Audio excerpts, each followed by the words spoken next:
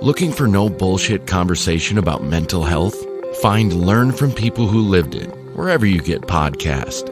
Search it using all one word. Learn from People Who Lived It. Welcome to another episode of Learn from People Who Lived It. Welcome to another episode of Learn from People Who Lived It. I'm excited to talk with Len here in just a couple of moments because there's a word that him and I bonded on the first time we talked, and that word is awareness. So Len, welcome to Learn from People Who Lived It. How are you? I'm in a great mood. I'm positive. You know, you and I have talked before in the past. We had a great conversation. So I'm excited to be back here again, talking to you here in the studio. I like it. So let's talk about that word that I mentioned on the onset, which is awareness.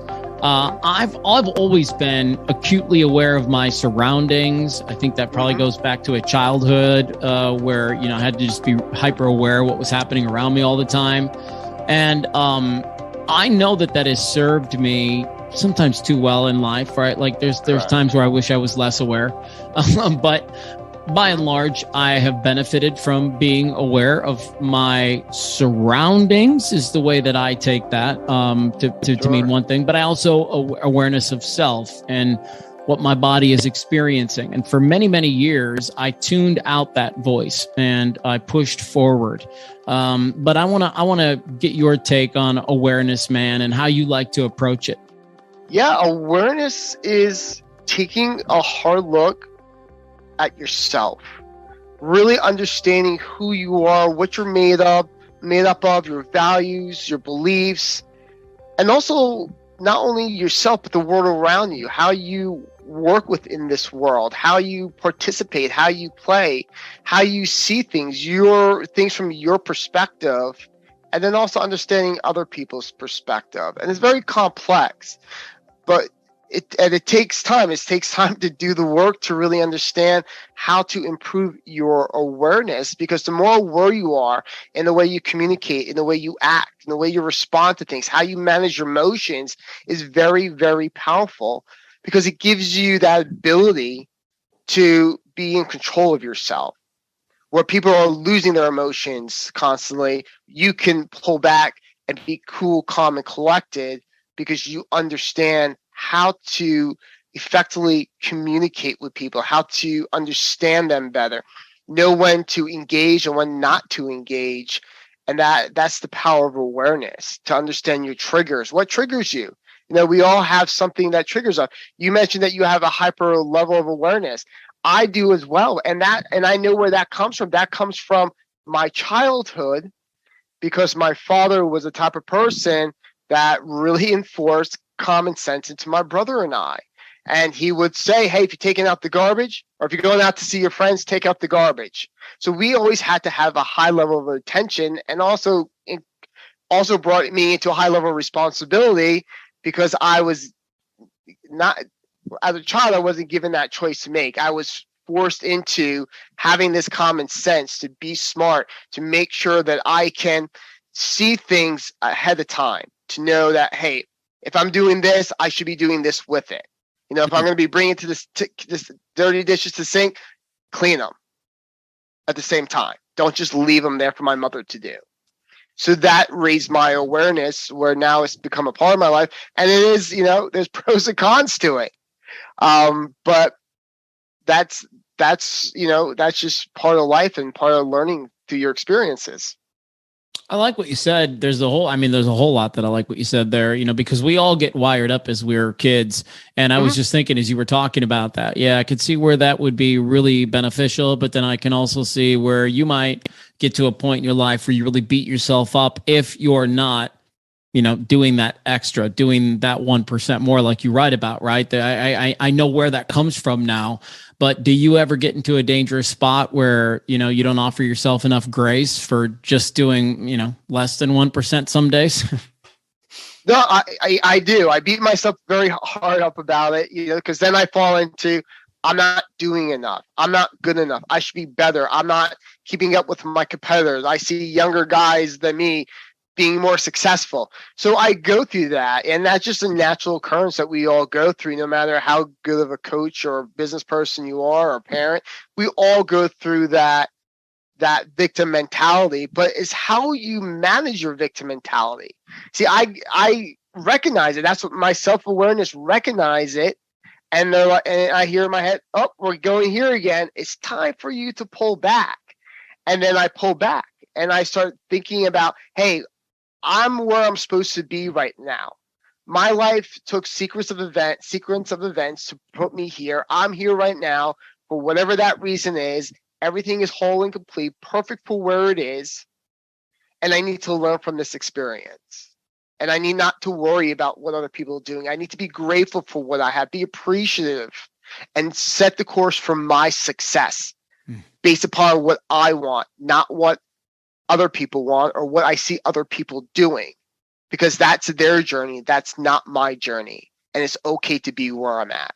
Let me ask you a question, Len. Do you think we can teach awareness? Do you think that there's a protocol to becoming aware? Because if there is, I'm curious what your perspective is on step one.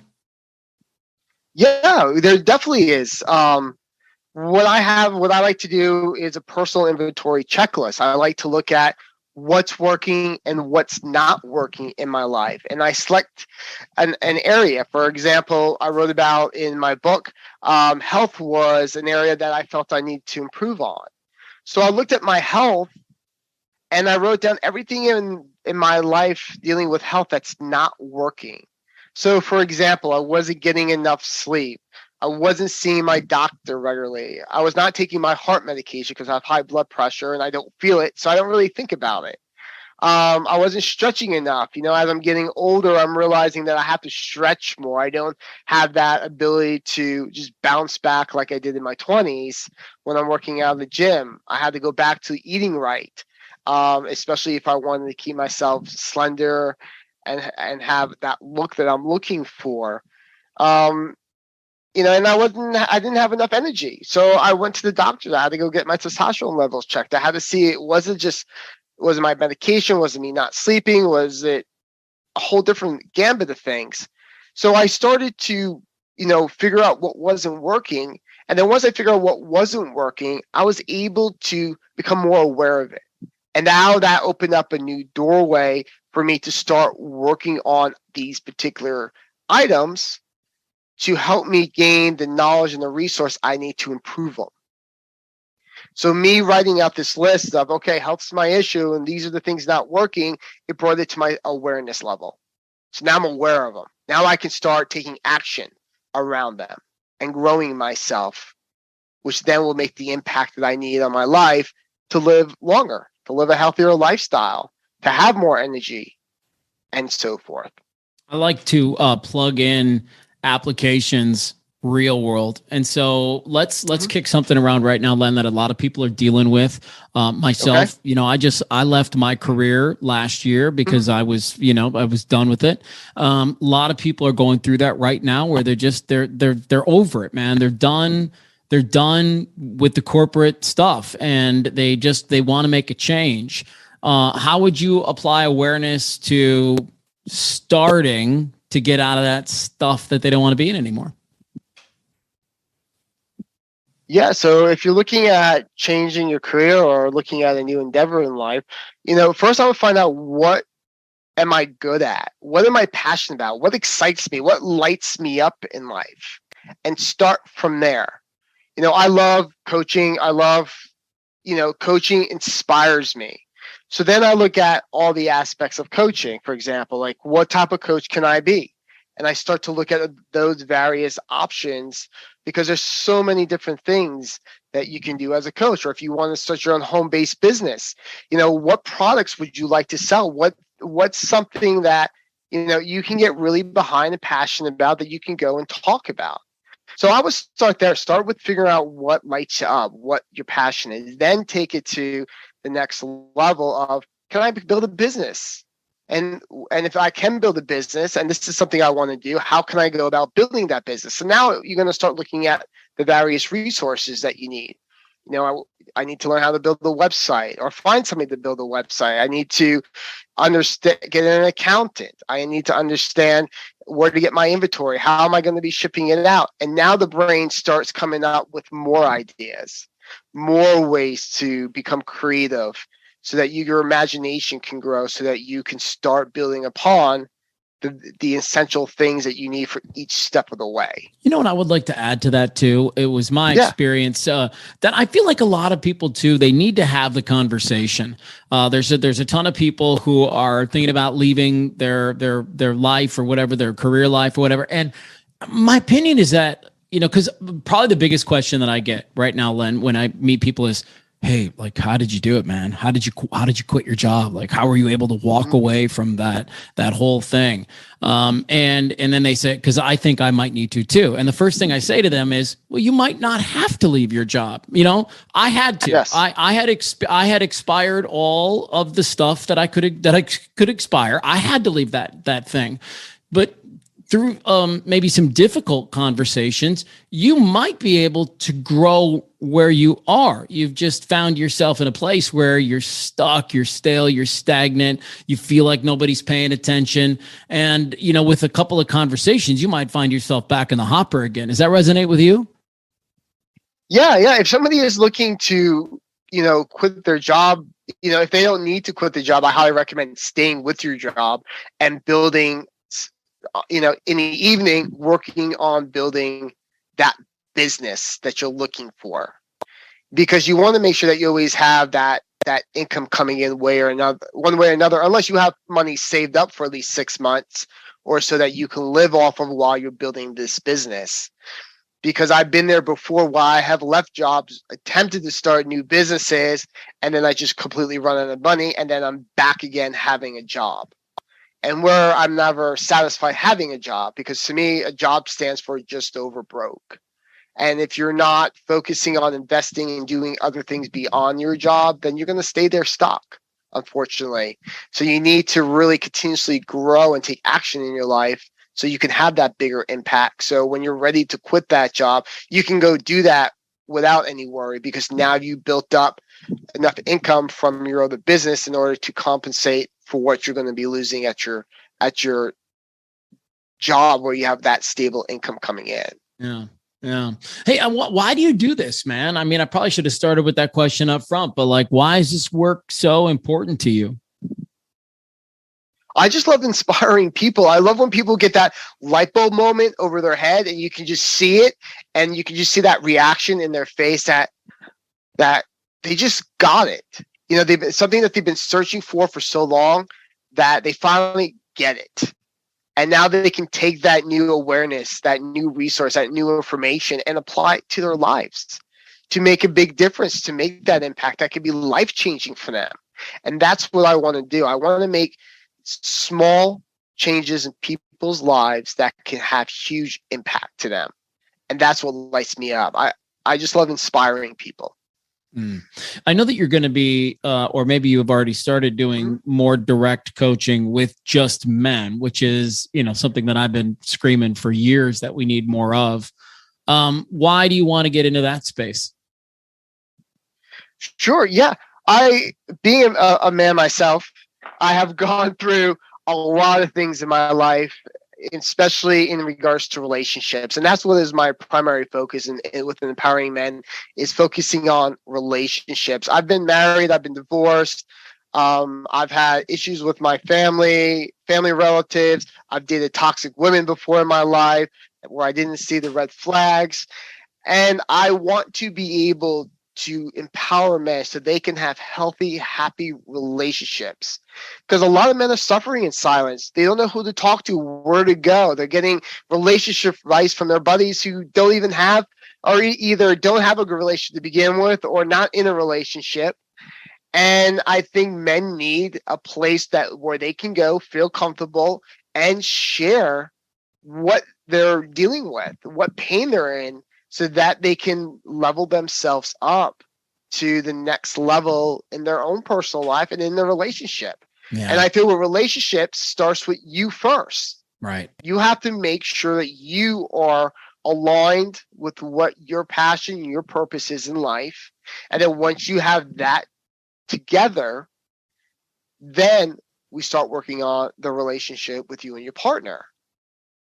Because if you're not in the right frame of mind, if you're not doing things for the right reason, you don't understand where you're going, then your partner doesn't know where you're going, and the relationship doesn't know where it's going.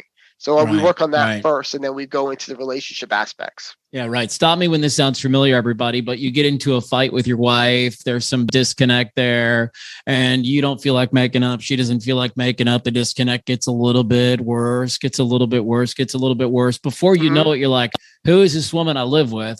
We don't have sex anymore. We don't touch each other anymore. We don't talk to each other anymore. Like, how did this all unravel? And then here's the most dangerous thought that you can have, in my opinion, is that means it's the end.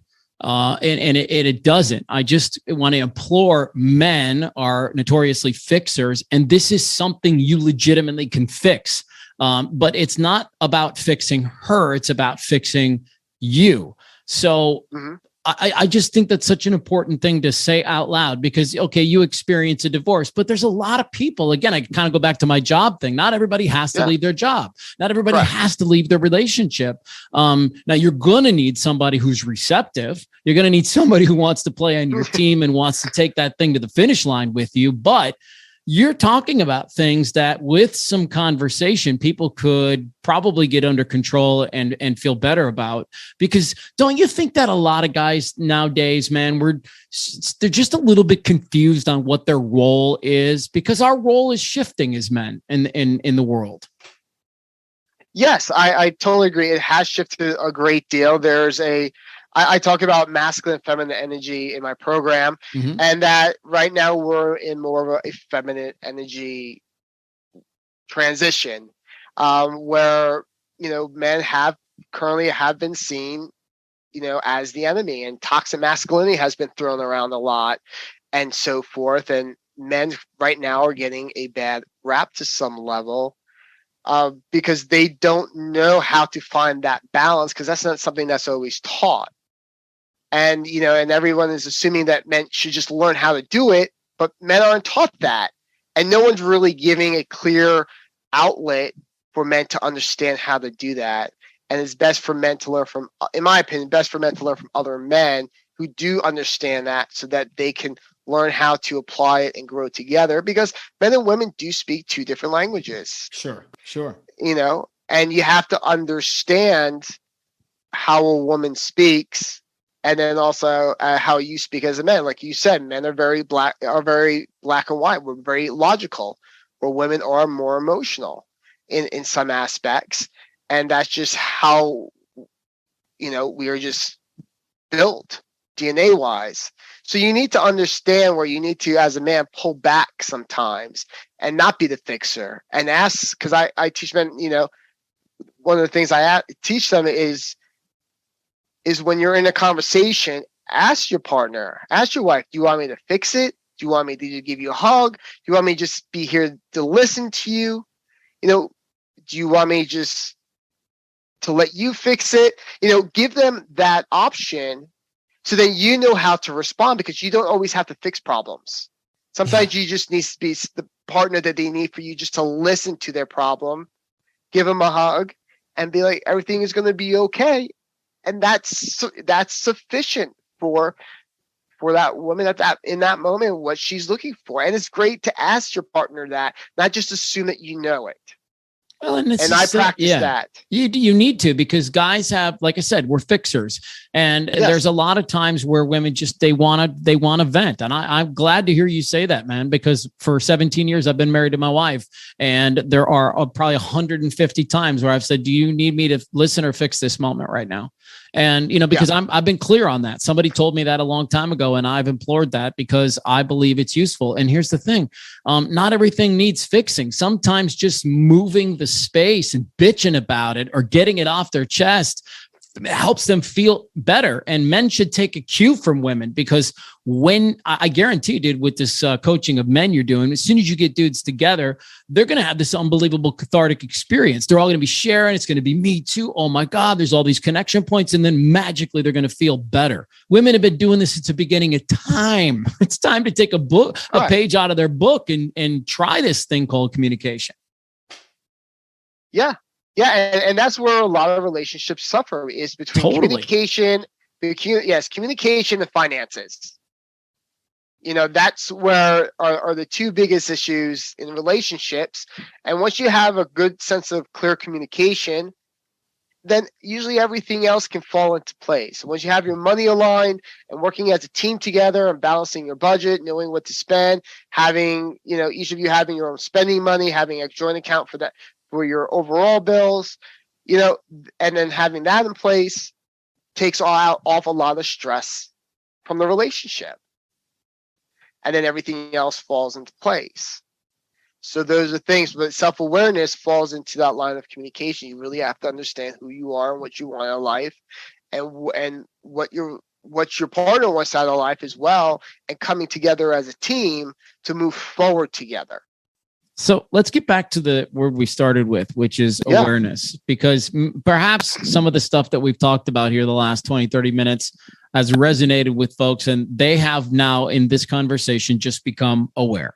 They are now aware that, like, okay, hold on, that's happening in my relationship. Wait, hold on, that's happening to me at work.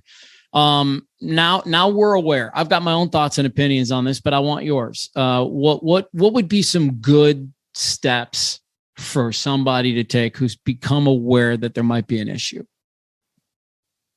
You want to discover your blind spots. We all have blind spots that we don't see because they're just sometimes just a natural part of us.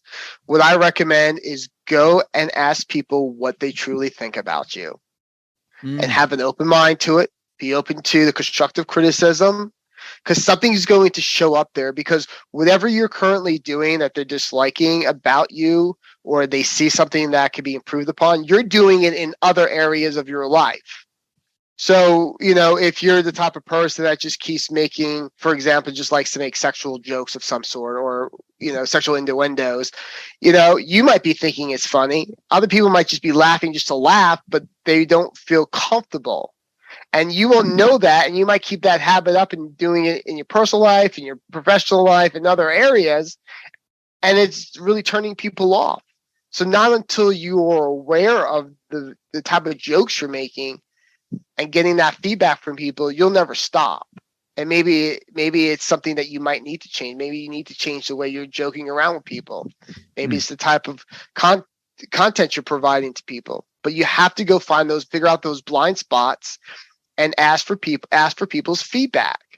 And then now you're aware of this, and now you can go start working on it. What do I need to do to improve? How can I make myself better? How can I change this, change that? So with regard to men specifically, it's hard for guys to reach out. It's hard for guys, first up, it's like a time thing. That's what, my wife would always say, like, why don't you go out with your friends? They all have big jobs where they work crazy hours. And then when they get home, like, they want to be with their families, and, and it's, I don't know what it is, but it seems more challenging for dudes to hang out. My friend David comes to mind. We tried to get lunch on the books for 3 months. Literally took us 3 months to get a lunch date. And we finally did last week, and it was great and everything, but it is hard for guys to kind of come together, huh? How do we remove that barrier for us? Schedule time to have a guys' night once a month. Really get back to your roots, connect with your buddies, and spend time together talking about what's going on in your life, what your goals, what your ambitions are, and see how you can come together as a collective to empower each other, to level each other up. I know right now I'm in the works with another gentleman. We're actually going to be putting together a men's group that will meet monthly. We're still let us know when that goes down, dude. Yeah, I'll definitely let you know, because we're working on location. We're going to move it around to various areas to make sure that it allows every guy within the group to have it hosted within their area, so they're not always traveling. But yeah, schedule time with your buddies at least once a month, just to have a guys' night out. And women should be doing the same thing, to have a ladies' night out with their girlfriends, because you need that type of bonding, that community, to just reconnect and be able to grow.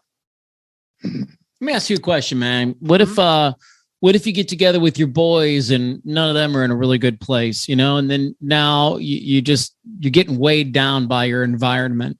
That's a real thing for almost everybody. Yeah. It really is, man. There's just so many people that have hung on to friends that should just have been chapters in their story. And these people weigh them down, and, you don't want to be a jerk. And so you're not going to like just dump on your friend or ghost your friend or whatever, but hanging around these people doesn't make you feel very good. So I want to have a conversation really quick about getting outside your comfort zone to meet and start having relationships with people who might be bigger, better, smarter, faster, all the things than you are.